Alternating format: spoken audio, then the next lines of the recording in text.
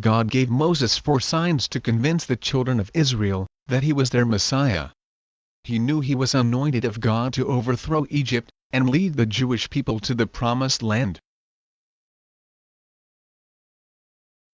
The next 2 signs God gave Moses were to convince the children of Israel that Moses was their Messiah.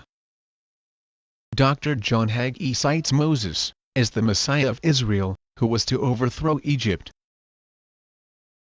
When impetuous Peter could stand it no longer, he blurted out, "You are the Christ," or in other words, "You are the Anointed One. You are the Messiah, who will lead the Jews in their revolt against Rome."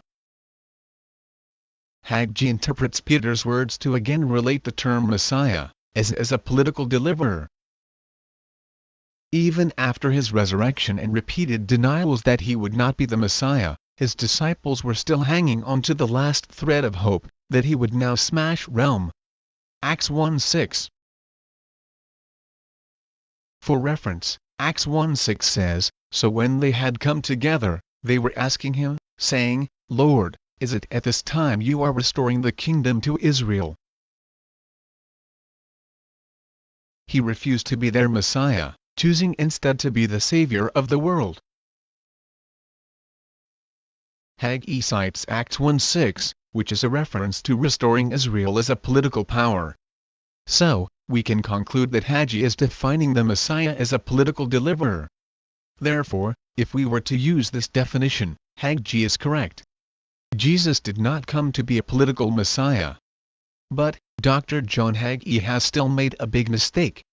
He has failed to define his terms adequately and caused an uproar.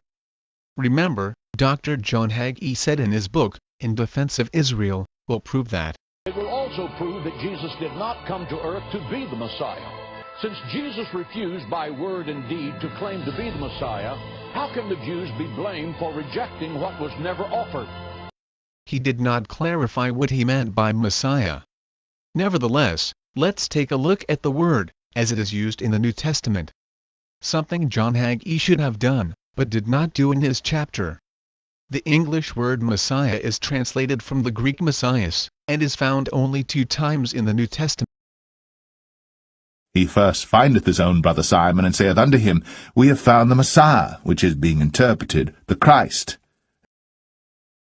The woman saith unto him, I know that Messiah cometh, which is called Christ. When he is come, he will tell us all things. Jesus saith unto her, I that speak unto thee am he. We see that Jesus is called the Messiah in John 1:41, and in John 4:25-26 Jesus affirms that he is the Messiah. This flatly contradicts Hagee's statement. Since Jesus refused by word and deed to claim to be the Messiah, Dr. John Hagee is just plain wrong. There are 2 significant points worth mentioning here. First, the word Messiah is translated as Christ. Messiah is the Old Testament Hebrew equivalent for the New Testament Greek Christ. So, whenever we see the word Christ used in the New Testament, we know it is speaking of Messiah. Second, Jesus himself affirmed that he was the Christ. Here are some additional scriptures that confirm this. And Simon Peter answered and said, Thou art the Christ, the Son of the living God. And Jesus answered and said unto him, Blessed art thou, Simon Bar-Jonah, for flesh and blood hath not revealed it unto thee, but my Father which is in heaven. But he held his peace, and answered nothing.